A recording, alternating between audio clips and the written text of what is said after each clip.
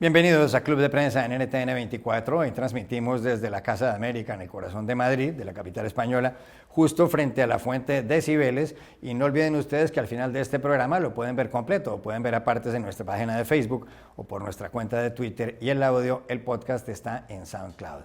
Y hoy tenemos a una invitada muy especial. Se trata de la periodista y escritora española de Cádiz, ella gaditana, Ana Romero. Ana, bienvenida a este programa. Hola, Juan Carlos. Encantada de estar aquí contigo. Acaba usted de publicar su cuarto libro en este país, se titula El Rey ante el espejo y salió en diciembre del año pasado, hace algo más de un mes, y se refiere especialmente a Felipe VI, el rey de España. Felipe VI, o Felipe de Borbón y Grecia, como se llama, acaba de cumplir 50 años, hace muy pocos días. Es el hijo único varón del rey Juan Carlos de España, que abdicó en el año 2014. Y en este libro usted abarca justamente el periodo de la vida de Felipe VI desde el momento de la abdicación del padre, el momento en que renunció a la corona el rey Juan Carlos, hasta el pasado día 3 de octubre de 2017, que fue 48 horas después de que en Cataluña tuviera lugar un referendo independentista convocado por las autoridades regionales, por la Generalitat de Cataluña, por el señor Carles Puigdemont, que era el presidente de la Generalitat, considerado ilegal por el Tribunal Constitucional Español y que desembocó en una crisis política importante aquí en España. Pero en este libro habla usted muchísimo del rey Felipe. Este es un país donde hay una monarquía democrática, una monarquía parlamentaria. Ha habido muchísimos reyes en este país, distintas dinastías, pero para simplificar un poco, España, lo que es la actual España realmente desde el punto de vista de los monarcas, pues empezó con aquel matrimonio de Isabel la Católica y de Fernando de Aragón, cuando se unieron los dos reinos, Castilla y Aragón. Posteriormente derrotaron a los musulmanes en 1492 y se unificó lo que es actualmente España. Aquí desde luego hay afanes independentistas en algunas regiones. Desde entonces ha habido algunas dinastías que han reinado en España, inicialmente los Austrias o los Habsburgo, con nombres como Carlos V o como Felipe II, y posteriormente, desde principios de los 1700, la dinastía de los Borbones, una dinastía francesa con el rey Felipe V. Esto ha terminado en el rey Felipe VI. ¿Por qué escribió este libro? Y si usted nos puede contar un poco, sobre todo a la audiencia nuestra que está esencialmente en América Latina, donde no hay monarquías, y en Estados Unidos también, ¿por qué escribió este libro? ¿Qué es este libro? ¿Qué lección que además ha causado bastante impacto. Qué lección de historia, Juan Carlos, ¿eh? La historia de España, efectivamente, el punto cero de la monarquía nuestra es la corona de Castilla y Aragón. Isabel, hay una serie muy bonita, no sé si la habéis visto en Latinoamérica, Isabel, donde cuenta la vida de esta mujer increíble.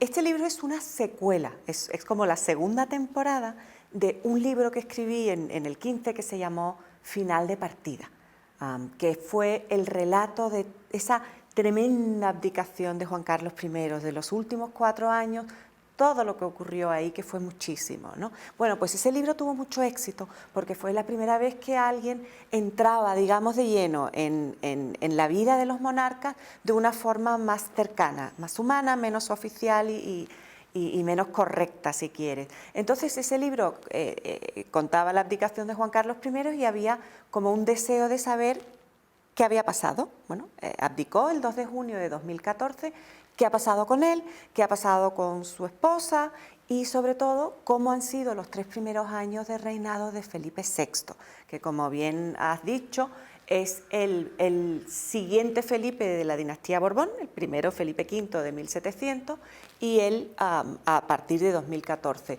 Termino en el 3 de octubre de 2017 porque se supone, aunque yo creo que es un poco pronto todavía para decidir si eso es así al 100%, que es el hecho fundacional de su reinado. Aquí en España, en el territorio español, fuera de Cataluña sobre todo, se considera que ese discurso que hizo Felipe VI el martes 3 de octubre de 2017, cuando se dirigió a la nación de una manera muy dura y muy fiera, diciendo esto es inaceptable, los catalanes no pueden hacer lo que están haciendo, el Estado español no lo va a permitir. Se supone que ese discurso es el que marcará su reinado, como su padre El 23 de febrero de 1981, cuando estuvo en contra de un golpe de Estado. Correcto. A pocas cuadras de aquí. Sí, a nada. 600 metros de aquí. A 200 metros de aquí. Lo que Congreso ocurre de los Diputados. es que ese 23F yo no estoy de acuerdo en la comparación al 100%. ¿Por qué? El 23F duró aproximadamente 7 horas la crisis. El problema catalán, bueno, lleva siglos, no horas, siglos, afectando a la vida política española. Y en esta última crisis empezó con el atentado yihadista en agosto del año pasado. Sí. Llevamos ya 6 meses. Y en segundo lugar, el 23F no había gobierno. El gobierno estaba, como bien has dicho, aquí al lado, en el Congreso, secuestrado por un guardia civil. Estaba sentado ahí Adolfo Suárez, que era el presidente saliente del gobierno, y estaban en una sesión para investir como presidente a Leopoldo Calvo Sotelo. Correcto. Y en ese momento entró Tejero con su pistola y los mandó callar y los mandó sentar, y el famoso coño que se sienten. Bueno, no había gobierno, entonces el rey Juan Carlos era que tenía que salir a decir: no os preocupéis, no estoy con ellos, esto vamos a salir adelante. Pero en este caso sí hay gobierno, el gobierno de la Acción, el gobierno de Mariano Rajoy, y Felipe VI sale a hablar de la mano del gobierno. O sea, él se hiergue en el Estado, en el representante del Estado español, como jefe del Estado español que es. Sí, que ese es un punto importante, porque es muy importante. Como en los países nuestros no hay monarquía, el presidente es el jefe del gobierno y es jefe del Estado. Aquí el jefe del Estado es el rey. Es muy importante. ¿Por qué? Porque el rey Felipe es el jefe del Estado y es el jefe de las Fuerzas Armadas españolas. De ahí en el libro cuento que él dice: es que yo he jurado bandera 2 veces. Es que él es el jefe de las Fuerzas Armadas, él no puede permitir que una parte del territorio se marche, como decimos aquí, por la cara, sin otro argumento que es que queremos hacerlo, ¿no? Entonces él sale, ¿y qué ocurre? Que es muy aplaudido en el resto, aquí en Madrid, en el resto del territorio español, y sin embargo en Cataluña es muy criticado. ¿Por qué? Pues porque una parte de la sociedad, como sabes, se quiere separar, y hay una parte que no se quiere separar, que quiere mantenerse en España, pero tiene que convivir con esa otra parte que se quiere separar. Y dice, bueno, ¿cuál es el papel del rey? ¿Ha de ser un árbitro y un mediador y tiene que estar por encima de la pomada política? ¿O tiene que ser, como él ha sido, un jefe del Estado que se ponga del lado del gobierno y del lado de la legalidad? Esa es una pregunta que yo creo, Juan Carlos, podremos responder dentro de bastante tiempo, cuando veamos cómo se ha encauzado el problema catalán. ¿Y cuál es su conclusión del papel del rey en lo que lleva de reinado? ¿Los españoles mayoritariamente lo quieren o no lo quieren? Porque aquí siempre hay un debate de si España debería volver a convertirse o ser una república. Ha sido república realmente en periodos muy cortos, es decir, que no haya rey, que la gente pueda votar por el jefe del gobierno y por el jefe del Estado. ¿Cuál cree usted que es la percepción que tienen los españoles de este rey? ¿Les gusta, y sobre todo especialmente por ese discurso que pronunció el 3 de octubre? Aquí hay un punto, yo creo, importante para la gente que nos está oyendo por Latinoamérica, y es curioso: los españoles no son monárquicos. Aquí no hay monárquicos como en el Reino Unido de God Save the Queen y de monarquía pura y dura, de los símbolos de la monarquía, de esa herencia, de la dinastía. Los españoles son monárquicos utilitaristas. El padre de Felipe VI llegó de la mano de Franco, del dictador, y la monarquía fue instaurada por Franco en 1975. ¿Por qué? Porque los españoles querían democracia. Y la monarquía venía en un paquete, era un pack que traía muchas cosas. Traía libertad, traía democracia, traía respeto a los derechos humanos, traía el regreso a la comunidad de las naciones, y traía la monarquía que representaba Juan Carlos I. Eso ha funcionado durante 40 años muy bien. Estamos donde estamos. Ahora bien, en el caso de Felipe VI, en estos momentos la inmensa mayoría de los españoles están satisfechos con su trabajo, con el trabajo de él, pero no dudarían en cambiarlo si hiciera algo mal, si no se comportara de una manera estrictamente, por ejemplo, constitucional, y si intentara, como decimos aquí, borbonear, que es un verbo que se deriva de Borbón, y es lo que hizo, por ejemplo, su bisabuelo Alfonso XIII, y le costó la corona, ¿no? Sí. Meterse en política, eso es muy importante. Y perdió unas elecciones. ¿Perdón? Alfonso XIII perdió unas elecciones, pues sus representantes. Exacto, perdió unas elecciones, ¿por qué? Porque él borboneaba, porque él se metía donde no le llamaban y él ponía, quitaba ministros y tomaba decisiones políticas que en estos momentos sería impensable para un monarca constitucional como Felipe VI. ¿Qué ha ocurrido a partir de la abdicación de Juan Carlos I y la llegada de Felipe VI? La sociedad española está cambiando. Hay una parte que es aproximadamente un 30% de la población, podríamos decir, fundamentalmente independentistas catalanes, vascos, navarros y izquierda más, no radical. querría decir radical, podríamos decir emergente, para ser más suaves, o izquierda más izquierda, o jóvenes de izquierda, en fin, ahí hay un grupo de población española que existe y que es republicana y que desearía una república. Y luego está la parte, como digo, de followers, followers de Felipe VI, donde hay un batiburrillo, pero no hay monárquicos, que serían que un 8% de la población, el monárquico puro, que se inclina ante el rey y que considera que es la mejor forma de gobierno para España y para todo el mundo. Eso es prácticamente inexistente. Por lo tanto, Felipe VI tiene muchos retos por delante. No tiene un camino tan claramente marcado como el de su padre, porque su clientela cambió. Una de las grandes complicaciones que ha debido enfrentar Felipe VI como rey tiene que ver con su propia familia, porque él tiene dos hermanas que son la infanta Elena, que estuvo casada con Jaime de Marichalar y está separada y tiene unos hijos, y la otra es su hermana Cristina, que está casada con Iñaki Urdangarín, un jugador de balonmano vasco. Justamente el matrimonio fue en Barcelona, pero el señor Urdangarín compró después una mansión en un barrio muy importante en Barcelona, donde vive gente muy adinerada, y luego vino una investigación judicial y se descubrió que él estaba vinculado a lo que se llama el caso Novoa, y tiene que ver con la organización esencialmente de eventos deportivos en Mallorca, y luego descubrieron que este señor con unos socios había actuado al margen de la ley y él está procesado judicialmente. Pues, ¿qué pasó? El rey Felipe VI desvinculó de la familia real a su hermana, incluso le quitó el título de duquesa de Palma de Mallorca, y no ha vuelto a tener realmente relación con Iñaki Urdangarín, su cuñado, ni con su hermana. ¿Cómo fue todo esto? Porque no debió ser fácil para el rey Felipe pues, sacar de la cancha a su hermana y a su cuñado. Esta yo creo que es la parte más fascinante de las monarquías, ¿no? Que tienen un detalle que les hace especialmente interesante. Tienen dos patas. Hay una pata política, institucional, estrictamente dinástica, digamos, y luego hay una pata familiar. Están las dos vinculadas. La monarquía es por herencia. O sea, tú te conviertes en rey porque eres hijo de alguien que es rey. Entonces, ahí hay un pequeño problema. Hay un pequeño problema porque, claro, los tiempos modernos, además, dificultan esas herencias. Si quieres, luego también podemos hablar de la reina Leticia, la primera reina plebeya de la historia de España, ya ha habido 15. ¿Qué ocurre? Que las infantas, aquí no tienen títulos de princesa en España, aquí se llaman infantas, las hijas de rey.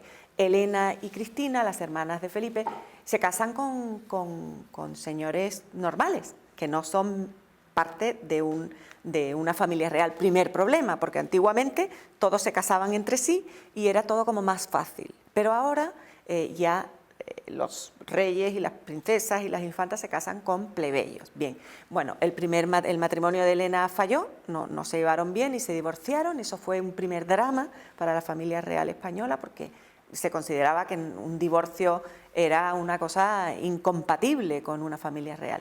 Y llegó la segunda hermana, Cristina, que se casó con un guapísimo jugador de balonmano, Iñaki Urdangarín, vasco, al que conoció en Estados Unidos en los juegos de allí. Sí. Bueno, y fue una historia que a los españoles les fascinó, porque era el bello jugador de balonmano que se casa con la infanta, la hija del rey, y se casan en Barcelona. Claro, pues Cataluña. Cataluña, era perfecto, un vasco con una hija del rey que se casan en Barcelona y se asientan allí. Yo cubrí esa boda como corresponsal. Qué bonita fue, ¿verdad? Y además fue poco después, 4 años después de los Juegos en 1992, de la Barcelona Olímpica, y había todo un sentimiento muy bonito de fervor patriótico, todo perfecto. Pues no era perfecto. ¿Por qué no fue perfecto?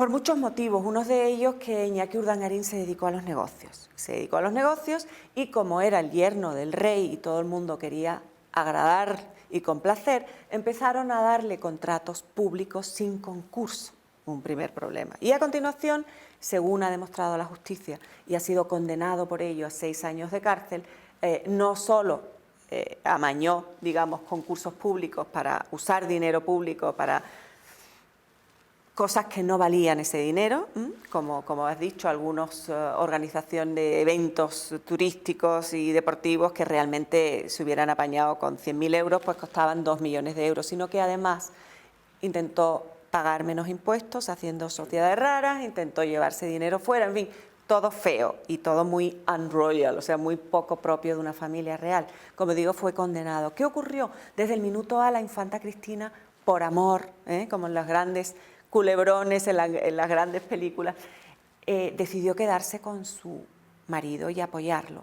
Y no tuvo nunca un gesto de ayuda a la familia real. El caso Nos, como se llama aquí por el instituto que él creó, fue un ataque directo a la monarquía española. Los españoles reaccionaron con un rechazo absoluto a esa corrupción dentro de la familia real y ella nunca dio un paso, nunca dijo lo siento, ¿cómo puedo ayudar a mi familia? Que al fin y al cabo todo en su vida depende de ella, ¿no? Ella vive en Ginebra gracias a su familia, tiene 4 hijos que van al mejor colegio de Suiza gracias a su familia, podría tener un detalle con él, por ejemplo, renunciar a los derechos sucesorios. Cuando eres hijo de rey, tienes para ti y para tus hijos toda la vida una cosa que se llaman derechos sucesorios. Si van muriendo escalonadamente, ella sería la número 6.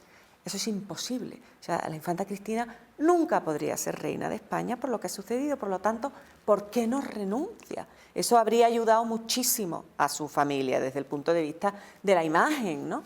No lo hizo. Y llegó un momento cuando la imputaron. Palma de Mallorca, ella era duquesa de Palma. Palma de Mallorca, después de las elecciones autonómicas del 15, sí, bueno, ganaron una serie de fuerzas políticas de izquierda, y nacionalistas y ecologistas, muy contraria a la monarquía. Y el rey se sentía muy presionado por esos resultados, porque ¿cómo podía ser duquesa de Palma una señora que está casada con un defraudador convicto? Pues no es bonito, ¿no? Y ella no daba el paso, no hacía nada. Entonces él le retiró el título de duquesa, lo hizo por decreto, y ella no solo no ayudó, sino que filtró a la prensa una carta diciendo que había sido ella la que se había ofrecido. Una cosa innecesaria, que contaminó todavía más la relación entre ellos, hermanos, y como una buena historia de Shakespeare, que es al final lo que son las familias reales, cortaron por completo. No hay relación ni humana ni institucional con la infanta Cristina. Ella prácticamente no viene a España y sus hijos vienen solo en verano, van a Palma con su abuela, la reina Sofía, pero no hay relación ninguna. Eso ha sido uno de los peajes que ha tenido que pagar Felipe VI por la corona de España. Ya regresamos a Club de Prensa. Volvemos a Club de Prensa en NTN 24 desde la Casa de América en Madrid, con Ana Romero, la autora de este libro, El rey ante el espejo, sobre Felipe VI de Borbón, el rey de España. Es curioso, pero hay gente que critica mucho las monarquías y seguramente mucha gente tiene razón, hay gente que no le gustan las monarquías. Y sin embargo, a la gente le encanta ver esa serie de The Crown sobre la monarquía inglesa. Y despierta siempre algo de fascinación esto, le gústele a uno la monarquía o no. Hay un episodio en la vida del rey Felipe importante que fue su matrimonio, en el mes de mayo del año 2004. Pasó por estas calles precisamente en el vehículo, un Rolls Royce que había sido de Franco después de casarse en la Catedral de la Almudena, y además vino una celebración en el Palacio Real, en el Palacio de Oriente, aquí en Madrid. Él se casó con Leticia Ortiz, que había sido una presentadora de televisión española, una mujer plebeya, como dicen aquí, hija de un sindicalista, nieta por parte de madre de un taxista, de un hombre que se llamaba Francisco Rocasolano, y además había sido divorciada, era divorciada en ese momento. Leticia Ortiz desde entonces, en cierto modo, ha impuesto la moda en España, pero se ha hablado que no tenía buenas relaciones con el rey Juan Carlos en ese momento. ¿Qué papel ha cumplido Leticia Ortiz como reina? ¿A usted le gusta, no le gusta? ¿Cree que ella seduce a los españoles o no? Es curioso que mencione The Crown, ¿no? Porque la idea, yo soy adicta a esa serie, me gustó mucho la segunda temporada sobre todo, y he intentado en este libro que cada capítulo sea autocontenido, o sea, tipo un poco serie, ¿no? Que tú puedas leerlo y acostarte al día siguiente, si puedes te haces otro, o dentro de 2 semanas, en lo que cada uno va hablando de una cosa diferente, porque claro, como decíamos, lo más interesante o lo que a la gente más le llama la atención de las familias reales es que son familias, y si en cualquier familia pasan millones de cosas, imagínese en una familia real, ¿no? Donde está la herencia y el trono y las envidias y las traiciones y los celos. ¿Qué ocurre con Felipe VI? Felipe VI tiene 2 novias antes que Leticia Ortiz Roca Solano, y él tiene que romper con ellas por la corona. Isabel Sartorius, la española, y Eva Sanum, Isabel la modelo. Sartorius, la española, y Eva Sanum, una modelo noruega, con la que él quiso casarse. Y no solo quiso casarse, sino estaba seriamente decidido a casarse con ella. No lo dejaron. Y no lo dejaron. Y el tipo se le rompió el corazón. O sea, estaba realmente devastado.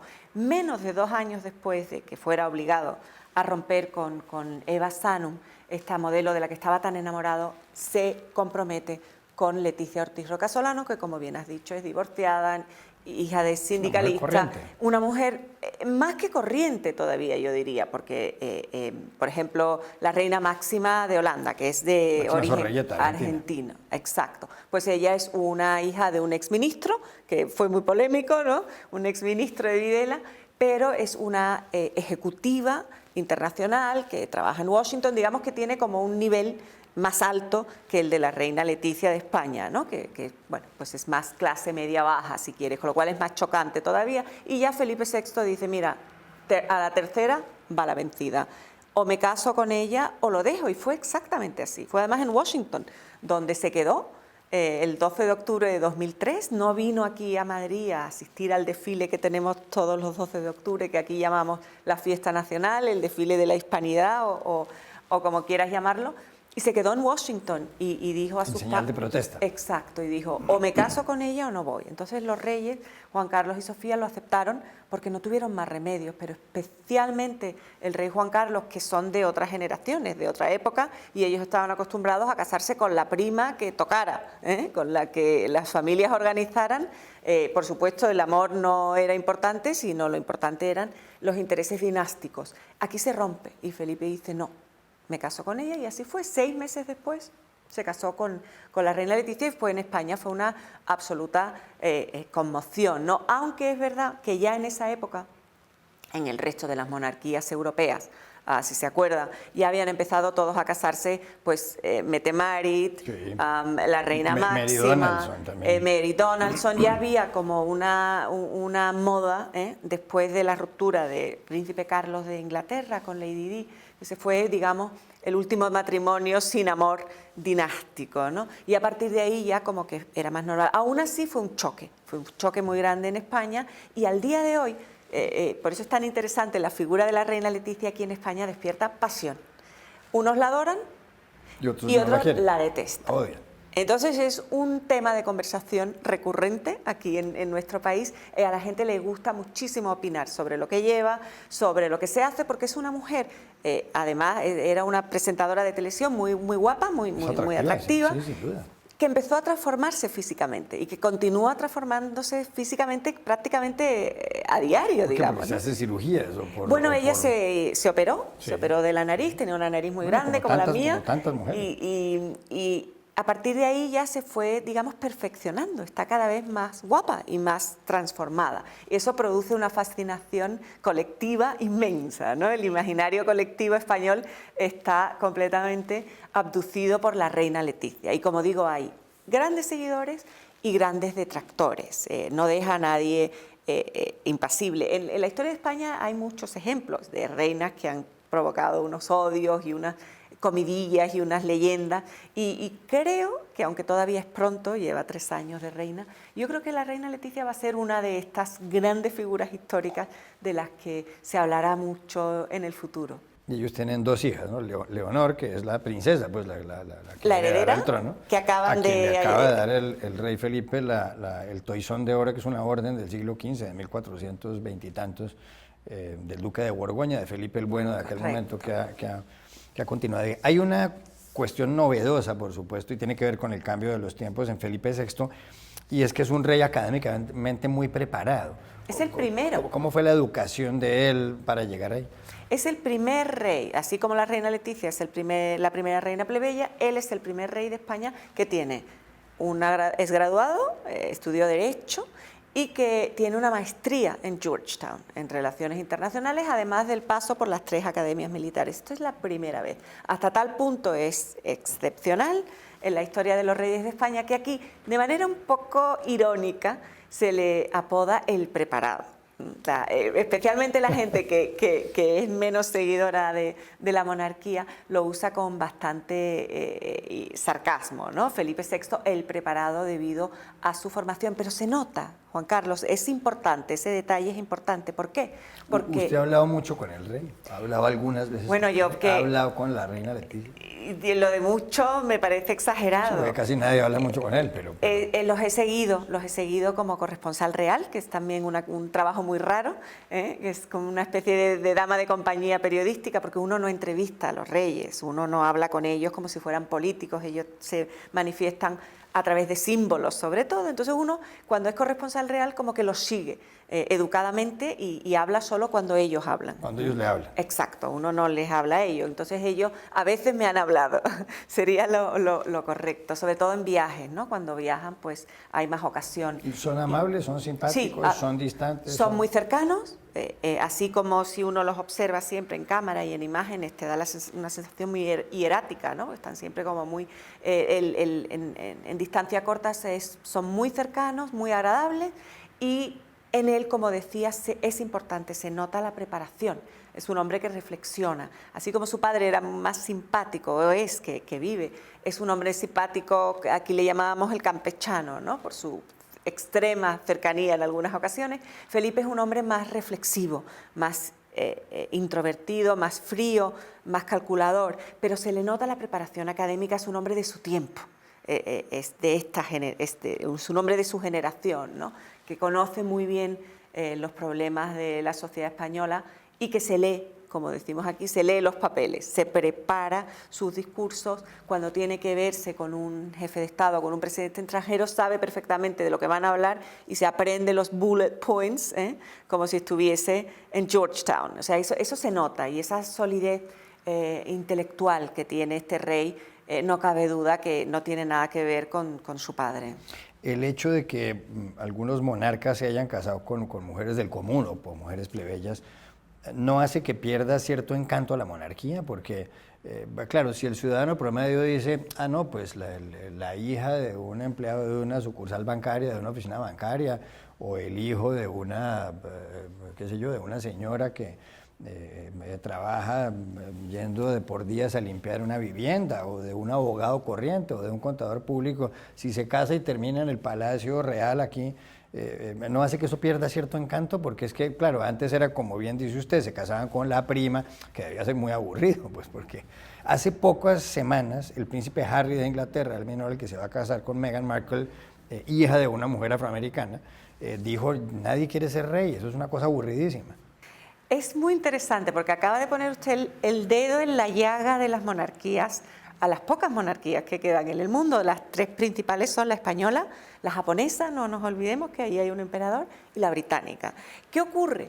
Ese es el kit de la cuestión, cómo compaginan la modernidad, el casarse con plebeyo, con mantener la magia, la distancia y la genética. Porque al final del día lo que les hace reyes y reinas es ser hijos de alguien. ¿Cómo se va diluyendo esa sangre que tienen diferente? Y cómo compaginar tradición y modernidad, que es una cosa como cursi, ¿no?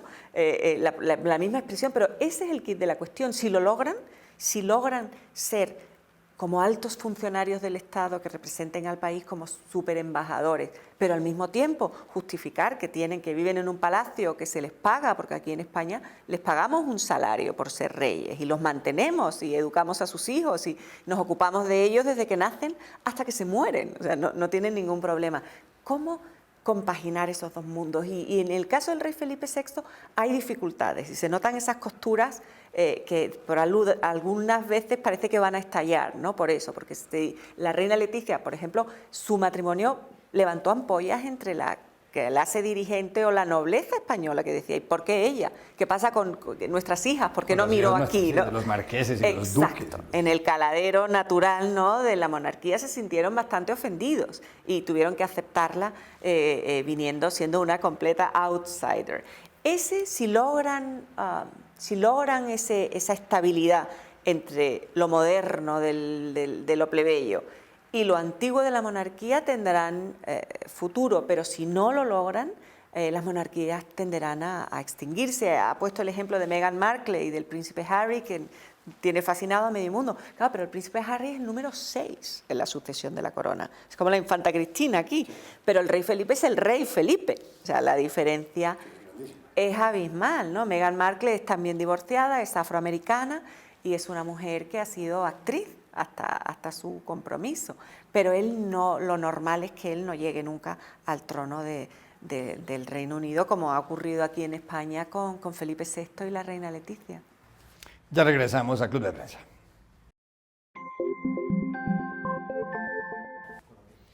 Volvemos a Club de Prensa en NTN 24 desde la Casa de América en Madrid con Ana Romero, la autora de El Rey ante el espejo, este libro sobre el rey Felipe VI de España que acaba de cumplir 50 años. Usted ha vivido también en Inglaterra, hablábamos ahora de la serie de televisión The Crown a la que está enganchada tanta gente. ¿Qué diferencia hay entre las dos monarquías? Allá está la reina Isabel, que además no ha habido nunca una monarca que haya estado, o un monarca que haya estado tanto tiempo en el trono inglés, incluso ya superó ya los 60 y tantos años de la reina Victoria, y aquí está el príncipe Felipe. ¿Qué diferencia hay entre las dos monarquías? Todas. O sea, la monarquía británica está considerada la joya de la corona, ¿no? Es como lo máximo en el mundo. Lleva ininterrumpidamente, pues desde Cromwell, ¿no? Lleva 3 siglos y está metida en el ADN de los británicos. Adoran a su reina. Ahí no hay problema ninguno de sentimiento monárquico. Tienen una relación sentimental con la reina Isabel II profundísima y directa y estupenda.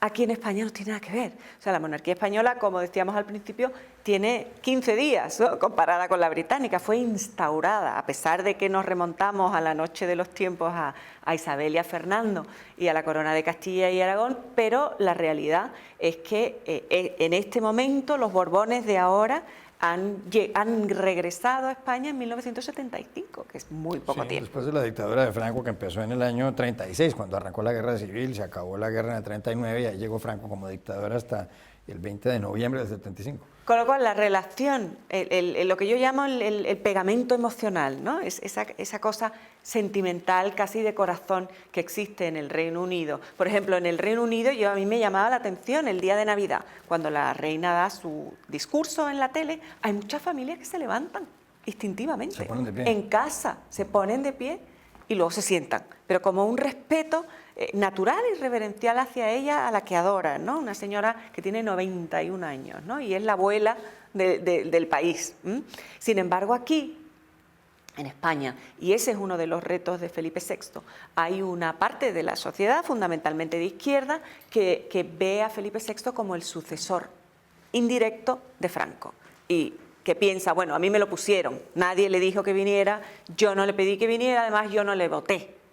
Claro, las monarquías no se votan, las monarquías normalmente están ahí siempre y en España han estado yendo y viniendo a lo largo de la historia según la convulsión política del momento. Por lo tanto, esa es la primera diferencia, ¿no?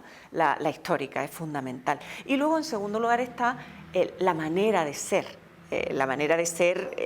Cultural, el pueblo, qué es lo que espera el pueblo de sus monarquías. El caso del pueblo británico, lo que espera es que es parte de su sangre, de su ADN, de su nación, de lo que representan. En el caso de España, esperan que sirva para algo, que les represente en el mundo, que sea un buen vocero de España, que sirva, o sea, que inaugure colegios, que le vean una utilidad, que haga cosas, pero no consideran que es una persona que está ahí porque forma parte de nuestros monumentos, de nuestra herencia, de nuestra historia. Yo creo que eso es lo fundamental, Juan Carlos. ¿Cómo ha terminado en España la imagen del rey Juan Carlos? El rey Juan Carlos, pues como bien contaba usted, fue puesto ahí por Franco. Desde el punto de vista de sucesiones, pues debía haber sido rey Juan de Borbón, el padre de Juan Carlos de Borbón, pero lo que pasa es que se la llevaban muy mal Franco con Juan de Borbón, y en un momento dado, pues Franco dijo, mire, más bien yo accedo a que su hijo mayor, Juan Carlos, sea rey de España, pero tiene que venir de Portugal, donde vivía cuando era niño, aquí a estudiar a la Academia Militar en Zaragoza y a Madrid en un colegio. Murió Franco en aquel 20 de noviembre del 75, el rey Juan Carlos fue proclamado a las pocas horas, pero él hizo todo lo contrario de lo que esperaban muchos franquistas, porque terminó legalizando los partidos que estaban al margen de la ley, como el Partido Comunista, permitió que regresaran a España personas que estaban viviendo en el exilio, nombró a Adolfo Suárez como presidente del gobierno, y con Adolfo Suárez se produjo lo que se llamó aquí la transición a la democracia, que culminó con una constitución aprobada en 1978 por todos los españoles, por primera vez en la historia, redactada por 7, creo que eran 7 grandes abogados, y volvió a este país a la democracia. Pero, y luego vino aquel intento de golpe de Estado del 23 de febrero del 81 que usted mencionaba, donde el rey salió a desautorizar esa tentativa golpista. Pero al final pues acabó en una cacería de elefantes en el África, acabó con amantes y demás. Recientemente no lo invitaron a él a un acto que tenía que ver con la Constitución. Parece que eso está cambiando. ¿Cree usted que el rey Juan Carlos va a terminar bien en la imagen de los españoles, en la mente de los españoles? Yo creo que con el tiempo sí, Juan Carlos, y tengo que decirlo de forma muy abierta. Yo he sido muy dura con el rey Juan Carlos y he contado en el libro anterior a este, con mucho detalle, cómo fueron esos últimos 4 años suyos, que insisto, fueron un desastre, ¿no?, desde todos los puntos de vista. Sin embargo, es muy importante recordar que este hombre, Franco le dio todos los poderes, los superpoderes. Él podía haber seguido, o por lo menos intentar haber mantenido el régimen franquista, y no lo hizo. Él renunció a todos esos poderes que le dio Franco y se convirtió en un rey constitucional, y nadie le obligó. Lo hizo por olfato político, por interés, porque no tenía más remedio, por lo que fuera, pero lo hizo. Y el hecho de que ahora estemos aquí en Madrid, en la cuarta economía de Europa, en un país profundamente democrático y libre como es España, obviamente tiene mucho que ver con la figura de Juan Carlos I. Eso no hay que olvidarlo. Al final, la historia de las familias reales, como hemos dicho a lo largo de todo el programa, tiene mucho de Shakespeare, de drama, de tragedia, y en algunos casos de comedia. Y Juan Carlos I es un hombre profundamente humano, que hizo una gran gesta política para este país y nos trajo la libertad como la conocemos ahora, y sin embargo erró profundamente como hombre, se equivocó profundamente y se separó de las necesidades del pueblo español porque estaba en otra cosa, así de claro. Pero al final del día la historia nos juzgará a todos por lo bueno y por lo malo, y nadie es perfecto, y desde luego Juan Carlos I demostró al final de su vida que él tampoco lo era, y sin embargo pienso que la historia será generosa con él y lo recordará fundamentalmente por eso que hizo en 1975, que insisto ha sido determinante para llegar donde estamos. ¿Cómo es la relación del rey Felipe con su propio padre, con el rey Juan Carlos? Porque claro, si el rey Juan Carlos resulta que tenía novias y demás, pues debe haber problemas. Es difícil, es difícil. Yo lo llamo aquí en el libro cohabitación, ¿no?, que es una expresión del lenguaje político francés, no tiene nada que ver con reyes, pero es la primera vez en casi 5 siglos, desde Carlos el emperador, que convive que abdicó su hijo Felipe II, el gran Felipe II, pero bueno, Carlos el emperador estaba en Yuste, en un monasterio monasterio, pescando, muy bonito el monasterio, en un monasterio. Y era el hombre más poderoso del mundo. Y lo dejó todo y se fue al monasterio, pero Juan Carlos I y Felipe VI conviven en el complejo de la Zarzuela, aquí no hay monasterio y como digo, es una sociedad muy abierta, con teléfonos móviles, con la información al momento y la relación no es fácil. Humanamente, por todo lo sucedido en la familia, es una familia disfuncional. El rey Juan Carlos y su esposa, la reina Sofía, están casados, pero están separados, de hecho, desde hace muchísimos años. Eso el rey Felipe VI, que es el hijo de los dos, por supuesto lo resiente, esa relación tan difícil entre sus padres. Y luego políticamente, o sea, como reyes, siempre es difícil compartir el poder. Ocurre en las empresas, en las familias, cuando está el padre todavía, pues el hijo siente ese peso, ¿no? Tenemos un rey emérito, que es Juan Carlos I, y un rey un rey real. Esa tensión que, como bien ha dicho, se puso muy de manifiesto en el aniversario de los 40 años de las primeras elecciones democráticas, el 28 de junio, porque Juan Carlos I no fue al Congreso. Y eso a mucha gente le llamó la atención poderosamente. Y él protestó y lo dijo claramente, yo tenía que haber ido. Ahí estaban todos los grandes protagonistas de esa transición y él no estaba.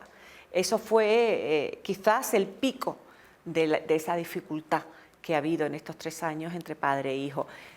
Se supone que el tiempo lo va curando todo y el tiempo lo va arreglando todo. El rey Juan Carlos está más tranquilo, se dedica fundamentalmente a navegar en la costa gallega, ha regresado de nuevo a esa pasión que tenía desde niño, le ayudan mucho, muchos amigos latinoamericanos que tiene también, que están compartiendo ese amor por el mar y por la navegación, y está más alejado de lo que es la primera línea política y la primera línea de acción de aquí en Madrid. Eso facilita las cosas. Una última pregunta porque nos queda 1 minuto de programa. El rey Farouk, y esa frase la cita usted en la introducción de este libro, solía decir, en el mundo solo quedarán 4 reyes, que son los de los 4 palos de la baraja y el rey de Inglaterra.